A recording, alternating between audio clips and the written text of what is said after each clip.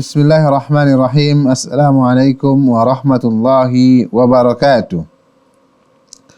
Alhamdulillahi ala ihsanih wa syukru lahu ala taufiqihi wa amtinanih. Ashhadu an la ilaha illallah ta'ziman li sya'nih wa ashhadu anna Muhammadan abduhu wa rasuluh ad-da'i ila ridwanih. Sahabat Akademi Nur yang dimuliakan oleh Allah Subhanahu wa taala, sekarang kita melangkah ke materi yang ke-43 yang kita beri judul syarat-syarat zakat hasil bumi. Dan kita juga masih dalam buku panduan kita Al-Fiqhul Muyassar ala Dhai'il Kitab wa Sunnah. Untuk mempersingkat waktu, kita langsung saja. Untuk wajibnya zakat pada biji-bijian dan juga buah-buahan disyaratkan dua syarat. Ya, yang pertama mencapai nisab, yaitu 5 wasak. Berdasarkan sabda Nabi sallallahu alaihi wasallam, "Laisa fi maduna khamsati awsuqin shadaqah." Artinya pada biji-bijian hasil bumi yang kurang dari 5 wasak tidak ada kewajiban zakat. Kita katakan tadi perkiraan 5 wasak itu adalah 900 kilogram. Namun muallif di sini mengatakan 720 kilogram. Itu kembali kepada penghitungan mereka sok tadi ya. Dan saya lebih condong berpendapat bahwa satu sok itu adalah 3 kilogram. Makanya saya katakan 5 wasak itu menjadi 900 kilogram. Di sini juga muallif menyebutkan wasak adalah takaran yang ditampung pada pikulan unta. Ia adalah 60 sok. Sedangkan standar ukuran sok Nabi sallallahu alaihi wasallam jadi 5 wasak adalah 300 sok. Lalu dengan gandum bagus ukuran nisab menjadi kurang lebih 612 kilogram. Dengan pertimbangan acuan pada satu sok sama dengan 2,40 kilogram. Namun wala Allahu a'lam, yang lebih rajih kita ulangi 900 kilogram ya. Kemudian syarat yang kedua, nisab ini berada dalam kepemilikannya saat zakat itu wajib dikeluarkan. Jadi nisab ini berada pada pemilikannya. Maksudnya ini barang, biji-bijian atau buah-buahan itu merupakan milik dia secara sempurna ketika kewajiban zakat tersebut. Maksudnya ketika panen itu memang itu milik dia. Kalau bukan milik dia tidak wajib dikeluarkan zakatnya. Ini adalah dua syarat. Yang pertama tadi kita katakan mencapai nisab. Yang kedua adalah al-milkut tam. Dia memiliki barang tersebut. Kemudian untuk mempersingkat waktu kita lanjutkan kepada bagian ketiga, kadar wajib zakat. Di sini kita membahas kadar wajibnya. Kadar zakat yang wajib pada biji-bijian dan juga buah-buahan adalah 1/10. 1/10 kapan? Bila diairi tanpa biaya. Maksudnya airnya dari air sungai atau hujan, mengandalkan hujan. Tidak seperti pertanian yang mengeluarkan biaya umpamanya dengan air sumur, listrik dan sebagainya. Sumur bor umpamanya ataupun dengan alat-alat canggih. Jadi bila diairi tanpa biaya maka 10%. Di mana tanaman tersebut menyerap makanannya sendiri tanpa bantuan orang atau disiram oleh mata air. Jelas 10%. Namun jika mengeluarkan biaya, yaitu di sini disebutkan 5%, bila diairi dengan biaya seperti disiram dengan timba dan dengan menggunakan bantuan hewan untuk mengairi tanaman tersebut dan yang sepertinya. Jelas ya.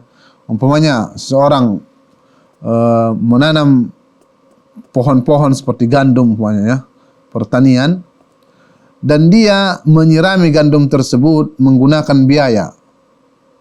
Bisa dengan alat umpamanya, alat canggih menyewa, ataupun dengan bantuan orang lain, disewa orang lain untuk menyiramnya.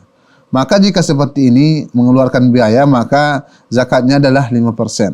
Dan ini berdasarkan hadis Rasulullah sallallahu alaihi wasallam Beliau menyebutkan fima saqatis sama' wal anhar wal uyun aw kana ba'lan al ushur wa fima suqiya bis sawani aw an nadhi nisful ushur. Artinya adalah pada tanaman yang diairi oleh langit atau air hujan, sungai dan mata air, atau pohon kurma yang menyerap air dengan akarnya atau al-ba'lu disebut ya, terdapat kewajiban zakat 1/10. Sedangkan pada tanaman yang diairi dengan unta penyiram atau alat timba terdapat kewajiban zakat 1/20. Hadis ini diriwayatkan Al-Imam Bukhari dari hadis Ibnu Umar. Kaum muslimin yang dimuliakan oleh Allah Subhanahu wa taala. Jelas ya. Jika zakat untuk as-thimar, buah-buahan, dan juga al-hubub, biji-bijian, jika mengeluarkan biaya 5% atau 1/20. Namun jika tidak mengeluarkan biaya 1/10 atau 10%. Kaum muslimin yang dimuliakan oleh Allah Subhanahu wa taala. Kemudian untuk mempersingkat waktu, kita langsung ke bagian keempat, zakat madu. Zakat madu terjadi perselisihan di kalangan para ulama. Namun di sini kita akan bahas secara singkat. Ibnu Abdul Bar rahimahullah mengisahkan dari jumhur ulama ya, mayoritas ulama, bahwa tidak ada kewajiban zakat pada madu. Pendapat ini lebih zahir, lebih jelas, karena di dalam Al-Quran maupun sunnah Rasulullah SAW tidak terdapat dalil yang sahih. Sahih lagi jelas yang menetapkan kewajibannya, sementara pada hukum asalnya adalah bebas dari kewajiban sampai ada dalil yang mewajibkannya. Jelas ya. Mayoritas ulama mengatakan bahwa zakat madu itu tidak ada, karena memang tidak ada dalil dari Al-Quran ataupun sunnah Rasulullah SAW. Namun jika madu itu memang diperjualbelikan, jadi dia masuk dalam urud at-tijarah, zakat urud at-tijarah. Namun dia tidak dikhususkan zakat madu seperti itu. Karena zakat urud at-tijarah dia lebih luas cakupannya.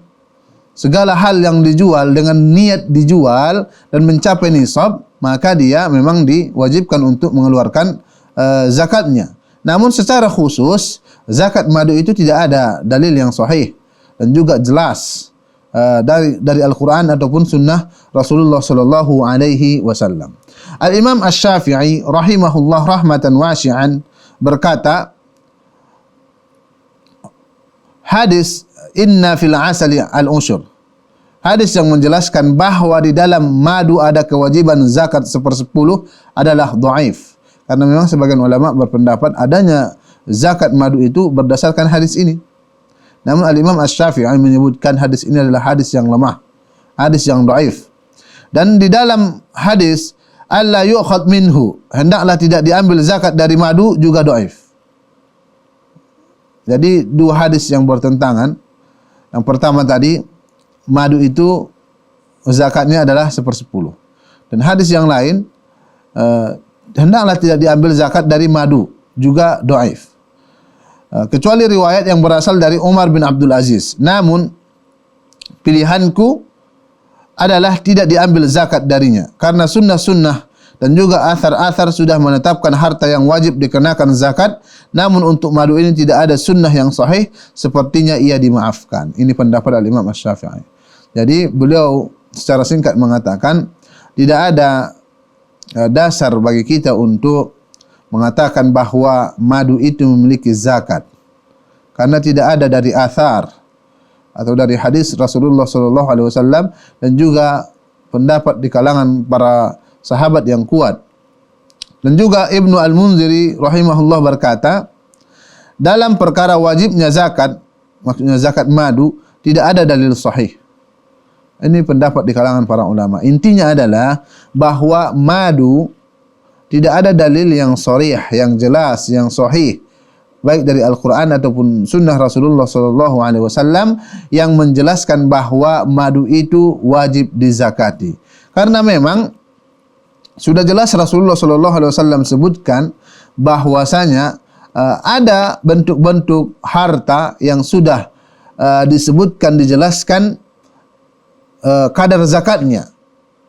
dan itu sudah ditetapkan oleh syariat.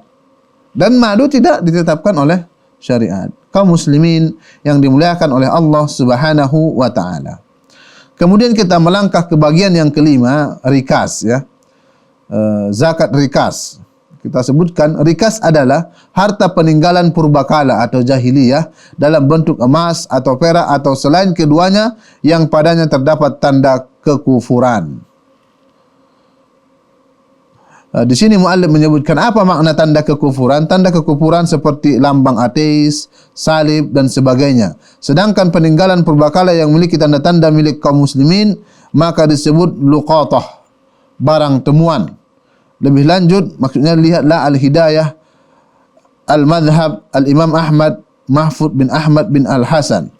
Ya jelas ya, di sini muallif menyebutkan rikas adalah peninggalan purbakala jahiliyah dalam bentuk emas atau perak atau selain keduanya yang dapat padanya tanda kekufuran. Tanda kekufuran banyak ya. Yang jelas bukan dari saudara kita kaum muslimin. Seperti mungkin emasnya berbentuk salib atau peraknya berbentuk Zionis dan juga selainnya ya. Namun jika ada di situ tanda-tanda kaum muslimin umpamanya, maka itu disebut dengan luqatah, barang temuan. Penemunya tidak mencarinya dengan mengeluarkan uang. Di sini jelasnya kita tekankan. Namun yang menemukan harta temuan ini tidak mengeluarkan tenaga atau mengeluarkan uang. Tidak memerlukan usaha dan biaya besar. Berbeda dengan apa yang dicari dengan mengerahkan uang dan memerlukan usaha besar, maka ini bukan rikas. Namun jika seseorang itu betul-betul memang berniat menggali tanah untuk mencari barang tambang, ini tidak masuk kepada rikas. Nanti masuk kepada zakat barang tambang. Rikas ini adalah barang temuan tadi kita sebutkan, tidak mengeluarkan biaya besar dan juga tidak menyulitkan orang yang mendapatkannya. Pada rikas terdapat kewajiban zakat 1/5 atau 20%. Sedikit atau banyak, dan tidak disyaratkan haul dan juga nisab berdasarkan keumuman sabda Nabi SAW, wa fir rikazi al-khumus. Dan pada rikas terdapat kewajiban zakat 1/5. Intinya dalam rikas ini, barang temuan yang berharga ini, yang tidak mengeluarkan tenaga ini, tidak harus mencapai haul, maksudnya tidak harus 1 tahun dulu, atau tidak harus mencapai nisab. Maksudnya nisab adalah ukuran kadar ya, yang terendah yang sudah ditetapkan oleh syariat. 1/5 tersebut adalah fai, harta yang didapatkan kaum muslimin tanpa perang. Ini mirip dengan ghanimah ya. Kalau ghanimah jelas, ghanimah harta rampasan perang disebabkan peperangan. Sedangkan fai tidak. Kaum muslimin mau menyerang suatu daerah orang kafir umpamanya, namun orang kafir itu tidak melawan dan mereka meninggalkan barang-barang mereka dan mereka melarikan diri umpamanya, maka harta rampasan tersebut tidak dikatakan ghanimah, namun dikatakan fai. Ya. Dan juga al-khumus sama 1/5 atau 20%. Di sini disebutkan ya, dan dibelanjakan untuk kemaslahatan umum kaum muslimin dan tidak disyaratkan berupa harta tertentu sehingga sama saja antara emas atau perak atau selainnya. Yang jelas baik dia berbentuk emas, berbentuk perak atau selainnya, kita keluarkan zakatnya adalah 20%. Kaum muslimin yang dimuliakan oleh Allah Subhanahu wa taala, status peninggalan purbakala jahiliyah atau kita sebut dengan rikas tadi dapat diketahui dengan adanya tanda kekufuran padanya, seperti tulisan nama-nama mereka atau pahatan arca mereka dan tanda-tanda lainnya. Jelas, kita mungkin kalau menemukan suatu barang antik contohnya ya, yang tertanam di tanah umpamanya, ketika kita jalan-jalan ke hutan atau ke kebun umpamanya, tiba-tiba kita melihat lubang dan di situ ada barang temuan umpamanya, kita lihat jika arca atau peninggalannya itu berbentuk kekufuran, maka itu masuk kepada rikas. Namun jika tidak ada di situ tanda-tanda bahwa itu milik kaum muslimin, seperti mungkin ada tulisan Allah atau la ilaha illallah atau berbentuk lambang-lambang kaum muslimin, maka itu masuk kepada luqatah, barang temuan. Kaum muslimin yang dimuliakan oleh Allah Subhanahu wa taala, untuk barang tambang yaitu segala materi yang dikeluarkan dari bumi, bukan dari jenisnya dan bukan tanaman, sama saja apakah berbentuk cair seperti minyak dan ter atau aspal, atau berbentuk beku seperti besi, tembaga, emas, perak dan air raksa, maka zakat wajib padanya berdasarkan ijma' sebagaimana sudah dijelaskan. Karena ia tercakup ke dalam keumuman dalil-dalil yang mewajibkan zakat pada materi yang keluar dari perut bumi, sebagaimana firman Allah Subhanahu wa taala, "Anfiqu min thayyibati ma kasabtum wa mimma akhrajna lakum minal ard." Nafkahkanlah di jalan Allah sebagian dari hasil usaha kalian yang baik-baik dan sebagian dari apa yang kami keluarkan dari bumi untuk kalian. Jelas ya. Untuk barang tambang, dia memang materi yang kita gali dari tanah, baik digali sendiri ya, ataupun digali bersama-sama dengan saudara kita.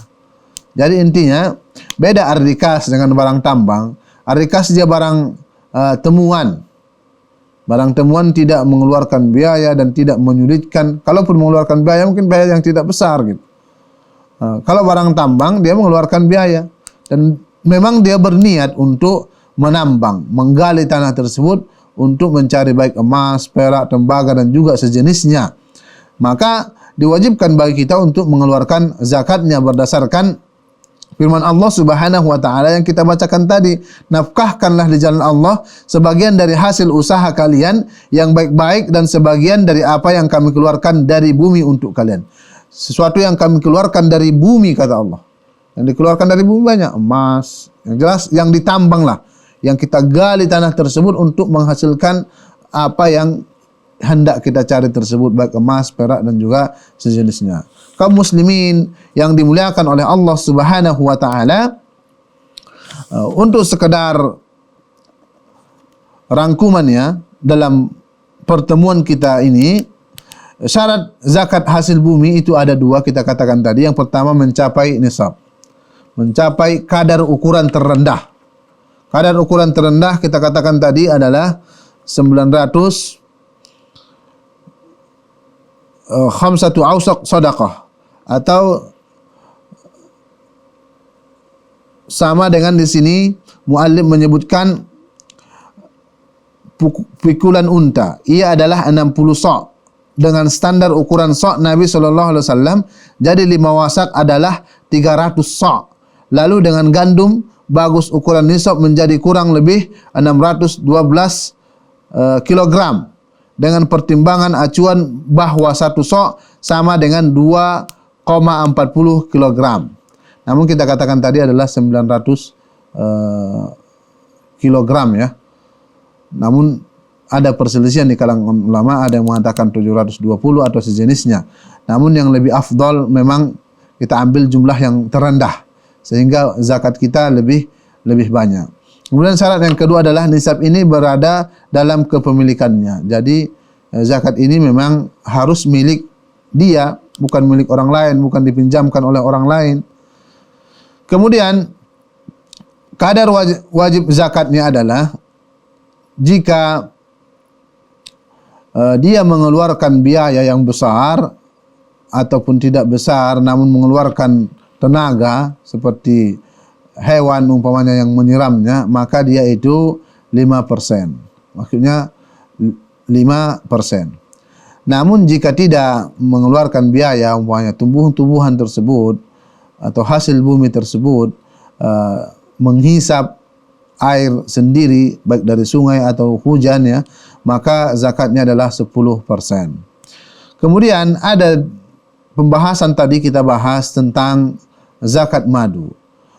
Di sini ada perselisihan di kalangan para ulama, namun pendapat yang lebih kuat bahwasanya madu tersebut tidak ada dalil yang kuat atau yang sahih yang jelas baik dari Al-Quran ataupun sunnah Rasulullah SAW yang mewajibkan bagi kita untuk menzakati madu. Namun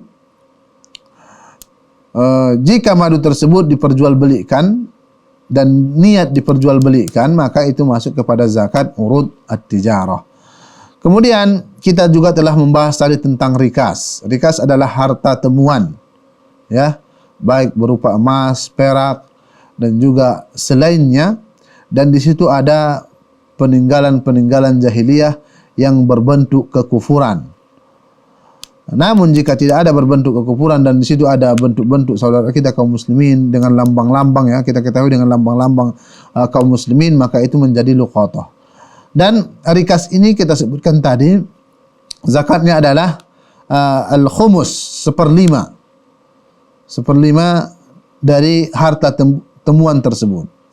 Dan untuk rikas ini, harta temuan seperti ini tidak harus mencapai nisab emas ataupun perak, dan juga tidak harus sampai haulnya, yaitu ketika kita menjumpainya, menemui harta tersebut, maka langsung kita keluarkan zakatnya, tidak harus menunggu satu tahun, kita keluarkan seperlima. Kaum muslimin yang dimuliakan oleh Allah Subhanahu wa taala. Dan untuk barang tambang, jelas ya, segala sesuatu yang kita tambang, yang kita gali dari bumi, baik emas, perak dan sejenisnya, maka itu juga ada dalil yang sharih, yang jelas, baik dari Al-Quran ataupun sunnah Rasulullah SAW yang menjelaskan ke kita bahwasanya itu juga diantara barang yang wajib dizakati. Kaum muslimin yang dimuliakan oleh Allah Subhanahu wa taala, ini yang dapat saya sebutkan atau saya sampaikan pada pertemuan kali ini. Mudah-mudahan apa yang kita sampaikan bisa kita amalkan, kita dakwahkan, dan juga dengan ilmu ini Allah Subhanahu wa taala mengangkat derajat kita di sisinya. Saya tutup dengan doa kafaratul majlis. Subhanakallahumma wa bihamdik, asyhadu an la ilaha illa anta, astaghfiruka wa atubu ilaik. Wa akhiru da'wana anil hamdulillahi rabbil alamin. Assalamualaikum warahmatullahi wabarakatuh.